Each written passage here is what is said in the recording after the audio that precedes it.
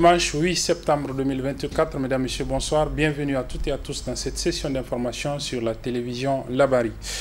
Plus de 710 000 personnes ont été sinistrées, comme vous le savez, par les fortes pluies qui ont occasionné des inondations un peu partout sur l'ensemble du territoire national. Pour évaluer les besoins de ces personnes sinistrées et apporter la réponse nécessaire, le Comité national de gestion des inondations mis en place par le chef de l'État s'est réuni vendredi dernier sous la présidence de son vice-président, le ministre en charge des Sports.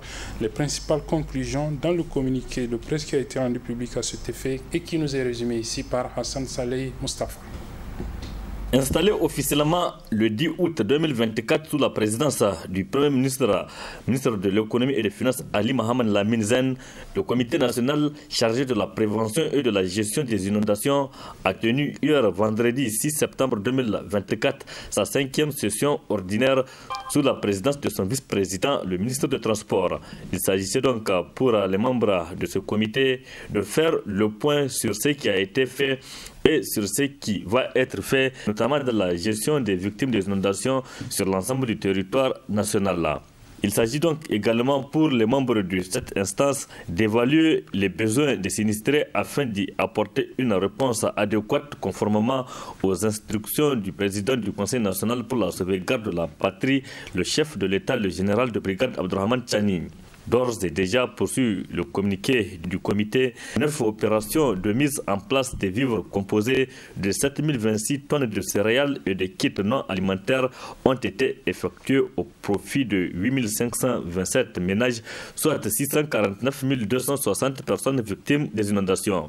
Le premier vice-président du comité, le colonel-major Salisu Mohamed, a dans son intervention saisi cette opportunité pour réitérer sa compassion au nom du président du Conseil national pour la sauvegarde de la patrie, le chef de l'État et du gouvernement à l'ensemble du peuple nigérien et ses condoléances attristées aux familles des victimes et souhaiter prompt rétablissement aux blessés.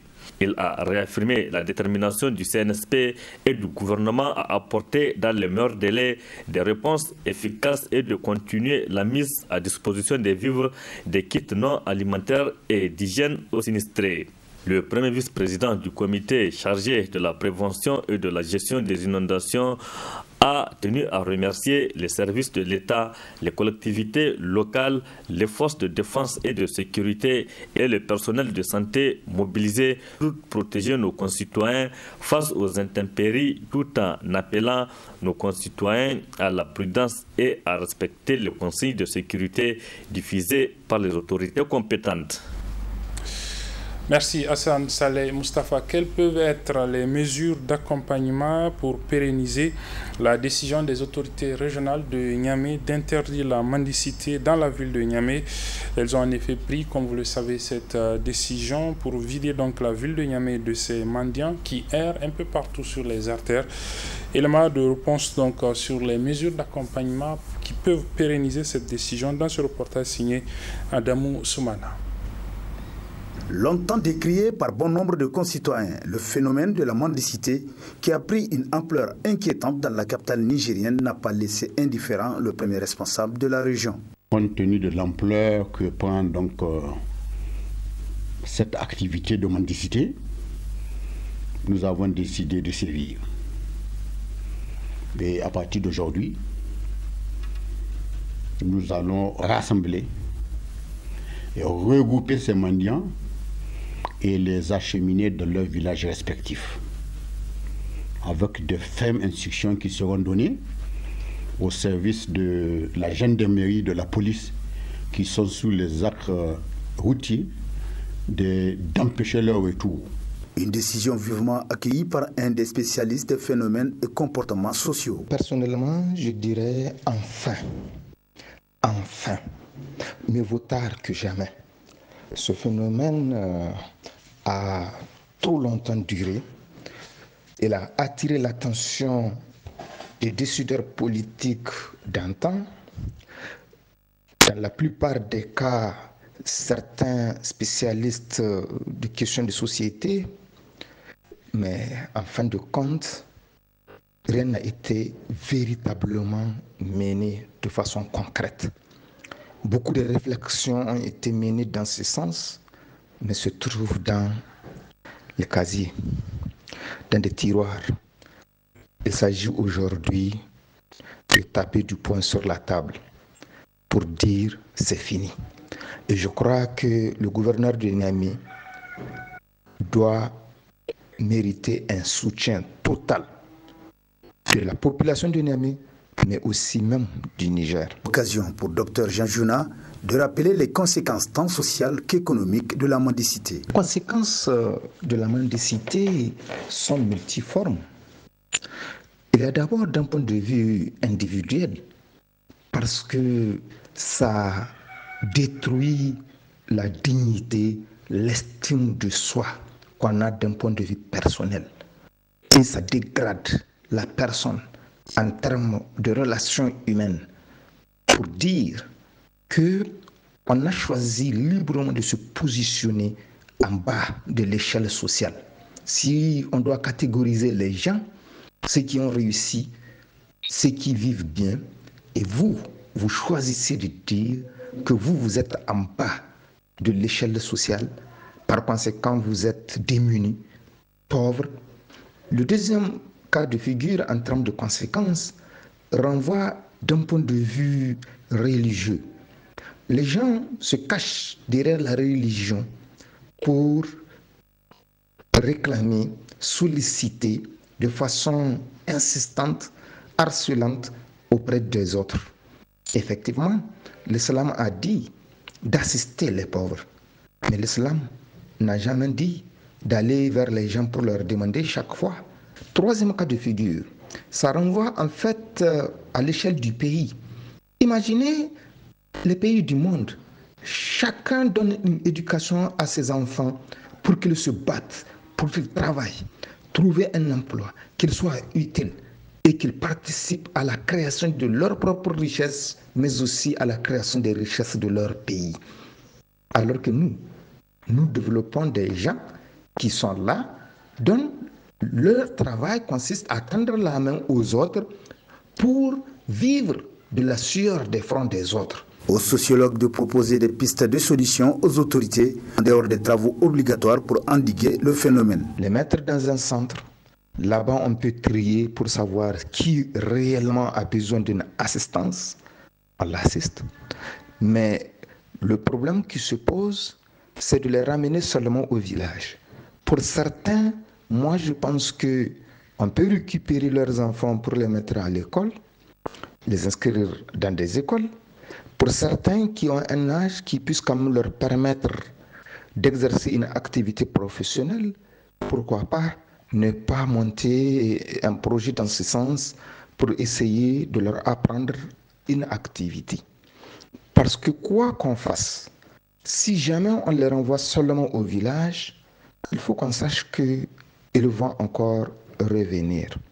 La mendicité, c'est comme un sphinx. Quelle que soit la situation, la personne aura encore envie à retourner tant qu'on ne lui a pas trouvé une activité génératrice de revenus. Encore faut-il affiner la réflexion pour rééduquer, j'insiste sur l'expression, avec tout le respect que je dois aux Nigériens, rééduquer le Nigérien, lui inculquer des valeurs nouvelles, en tout cas qui doivent l'inspirer au travail, comme ce fut le cas à travers nos ancêtres, chez nos ancêtres. Ainsi, au-delà des autorités régionales de Niamey, celles au plus haut niveau du pays doivent de leur côté aussi prendre le taureau par les cornes afin d'arrêter complètement la mendicité qui ne fait qu'éternir l'image du pays au-delà même des frontières nationales. Les membres de l'association des fermières du Niger, une association dénommée Agro Women Dreams, étaient ce matin au niveau de la localité de Kouré et de Birningaure. Elles sont parties constater de visu le niveau d'avancement des activités des fermières de ces deux localités, des activités qu'elles mènent donc pour booster l'agriculture dans notre pays. Une équipe de la télévision Labari a suivi ce déplacement de ces membres de l'association Agro Women Dreams. Elle est composée de Ibrahim Abdou et Adam Soumana. Voici leur résumé. Situé dans la commune rurale de Kouré, plus précisément au village de Kokarepel, le champ d'une des braves fermières du Niger, membre d'Agro-Human Dreams, a constitué la première étape de cette visite terrain des membres du bureau de la dite association. Dame Laihana, pour la nommer, exploite des terres de plus de 10 hectares à des fins agricoles, environnementales à travers la plantation d'espèces d'arbres en voie de disparition sur plus de 2 hectares, mais aussi d'élevage. La seconde étape, elle, a conduit ces fermières dans la capitale du Boboï, Birningauré, sur les terres de leur présidente Hajia Hadiza Seni, qui s'étalent sur plusieurs hectares. En bon leader d'Agro-Human Dreams, elle se donne corps et âme pour faire du retour à la terre des femmes une grande réussite. Cependant, les activités de toutes ces dames ne se font sans difficulté. Le problème, c'est un problème unique. C'est les moyens. C'est les moyens. Avec l'ancienne méthode rudimentaire, sans les appareils, sans les machines, on ne peut pas faire grand-chose. On a les terres, pour ne pas les abandonner, on fait de notre mieux. Une plateforme composée que des femmes fermières qui ont la terre et qui exploitent la terre. Donc on produit, on transforme, on commercialise. Ce qui nous motive en réalité, c'est l'atteinte de la souveraineté alimentaire. Nous voulons être indépendantes, nous voulons être libres. Nous voulons manger à notre faim et nous voulons que ce pays-là soit souverain du point de vue alimentaire. Voilà pourquoi nous sommes retournés à la terre. Voilà pourquoi nous sommes en train d'aider les hommes à combler le déficit. Les difficultés rencontrées, ça, il y en a beaucoup.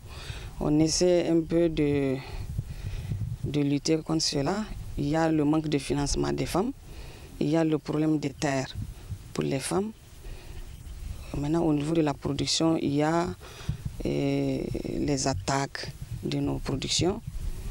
Il y a le manque d'engrais, les fertilisants pour booster la production. Et vers la fin, il y a le problème de commercialisation de nos produits. Des difficultés souvent très palpables sur le terrain qui méritent une attention particulière des autorités compétentes, d'où ces cris de cœur. Nous voulons un renforcement auprès des autorités nigériennes pour un peu booster les femmes à produire, les aider à commercialiser jusqu'au plan international. Les terres qui ne sont pas fertiles, donc c'est pourquoi nous demandons en tout cas le renforcement des cadres de l'élevage pour qu'on puisse amender le sol avec les résidus issus de l'élevage. Est-ce exclusivement l'agriculture que ça donne les femmes fermières ou bien il faut autre chose? Oui, ce n'est pas exclusivement l'agriculture. Les femmes fermières on fait l'agriculture, on fait l'élevage, on fait la pisciculture, on fait l'environnement, en tout cas tout ce qui est dans le cadre agro-silvopastoral et halieutique. Ce que je souhaite, que le CNSP, au lieu d'aller chercher de l'argent ou bien quelque chose, des subventions, nous voulons des machines. Des machines. La Chine, l'Inde, ils peuvent nous aider. Et avec les terres que nous avons, les terres cultivables, nous pouvons avoir de quoi manger. On n'a pas besoin de tendre la main toujours.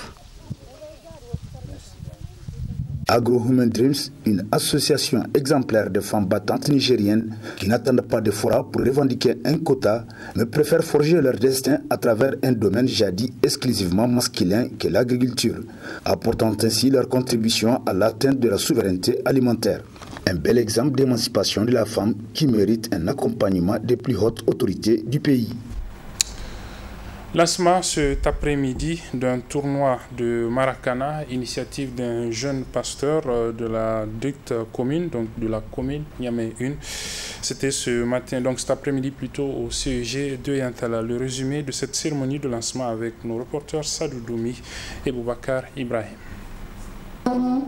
Dénommé la fraternité, la deuxième édition du tournoi de foot Maracana porté par le pasteur Komlan Kalikou marque ainsi son envol avec pour le match d'ouverture Assemblée des dieux habillés en bleu et Rocher FC en orange. 16 équipes de 16 églises de Niamey y prennent part au tournoi. Pour le promoteur, il s'agit à travers l'initiative de renforcer la cohésion entre la jeunesse chrétienne. L'objectif de ce tournoi vise à renforcer l'unité de notre jeunesse chrétienne dans la communion fraternelle à travers le sport. Cette année, nous avons 16 équipes engagées dans le tournoi. Oui, tous sont des jeunes. Ce que nous avons comme mot, c'est que nous soyons ensemble, que nous soyons unis et que nous marchions dans la même vision de la communion fraternelle pour que ce tournoi commence bien et finisse bien pour la gloire de Dieu. On sait que nous accompagnons les sponsors, l'OVIS qui est le sponsor officiel. Et sur les autres sponsors, nous avons GLS, nous avons Ecomax, nous avons tous ces sponsors-là. C'est vraiment que les dire grandement merci d'être là et d'accepter de nous accompagner dans cette vision noble pour la gloire de Dieu. Occasion aussi pour les sponsors officiels de faire part de son appréciation tout en justifiant son accompagnement. Pour nous, vraiment, c'est une joie d'accompagner la jeunesse parce qu'aujourd'hui, c'est la jeunesse, la force de notre pays. Et cela m'a encouragé quand un pasteur comme m'a approché, cela m'a donné encore plus la joie d'accompagner cette jeunesse vraiment à s'épanouir. C'est important. Et si nous autres, on ne peut pas les accompagner, nous ne voyons pas qui va venir les accompagner. La jeunesse chrétienne, surtout du Niger, ce que je voulais dire, c'est vraiment tout ce que nous faisons, c'est pour la gloire de Dieu. Et à prêcher aussi l'évangile, c'est très important.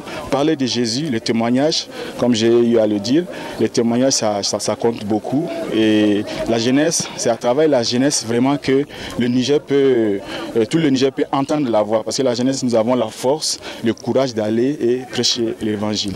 Notons enfin que cette deuxième édition du tournoi, placée sous le parrainage du docteur Ali Hamani Moussa, est lancée pour durer 2 mois. Voilà, et pour refermer ce journal, nous vous proposons de suivre les explications du professeur Ibrahim Ali Touré, cardiologue au niveau de l'hôpital national Amirou Diallo de Lamordé. Il parle aujourd'hui, dans la suite des entretiens qu'il a accordés à la télévision Labari, des traitements des maladies cardiovasculaires. Il parle aujourd'hui des innovations dans le traitement de ces maladies. Très bonne réception et bonne suite de nos programmes. Des innovations, il y en a eu beaucoup, ça c'est sûr. Avant l'hypertension, il y avait des formes qu'on appelait les hypertensions résistantes. Mais de plus en plus maintenant, c'est comme la médecine, c'est comme la guerre. Les médicaments étant comme les armes du médecin. Donc, plus le niveau de la maladie augmente, plus le type de traitement également et de nouveaux traitements est en train d'être innové. Mais il y a des cas, il faut le reconnaître, où il suffit simplement de changer notre habitude de manger, notre habitude de vivre, notre habitude de dormir. Cela suffira simplement pour corriger beaucoup.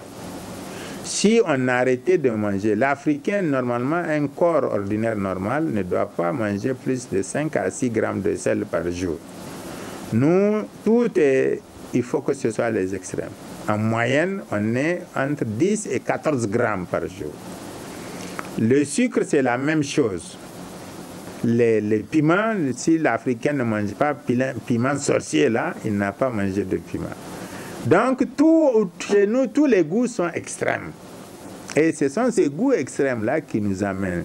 Si vous voyez la viande, certains endroits, quand les gens achètent la viande, la première chose qu'ils font, c'est d'enlever la graisse. Chez nous, tant que ce n'est pas gras et ruisselant, là, quand on grille, à Koina, ce n'est pas la viande qu'on a mangée. Même quand on part chez le boucher, là, on choisit la partie la plus grasse. On dit, coupe-moi un morceau ici. Et c'est ça qu'on n'arrive pas à tout manger et à brûler ça. Parce que le tout, ce n'est pas de manger. Il faut faire aussi une activité physique pour brûler ces graisses. Et bien, ça va se déposer dans votre organisme. Et la partie grasse qui était chez l'animal, chez vous aussi, vous aurez des parties grasses dans votre corps. Et si ça se produit dans les vaisseaux, ça va les boucher. Et c'est ça qui va amener ces différentes maladies cardiovasculaires. Donc vraiment, il y a de nouveaux médicaments. Chaque jour, la médecine ressort de nouveaux médicaments, de nouvelles technologies. Maintenant, il y a même la médecine prédictive avec l'intelligence artificielle qui permet, à partir des données de base d'un individu, de prédire à l'avance, par exemple, on va dire dans 10 ans, dans 15 ans, dans 20 ans, les types de maladies qu'il va avoir et les types de complications, comme vous parlez des maladies cardiovasculaires, les types de complications qu'il va avoir.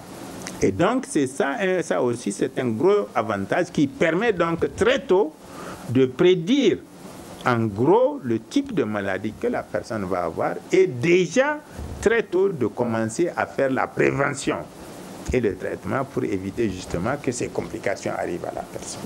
Et ça, c'est très important.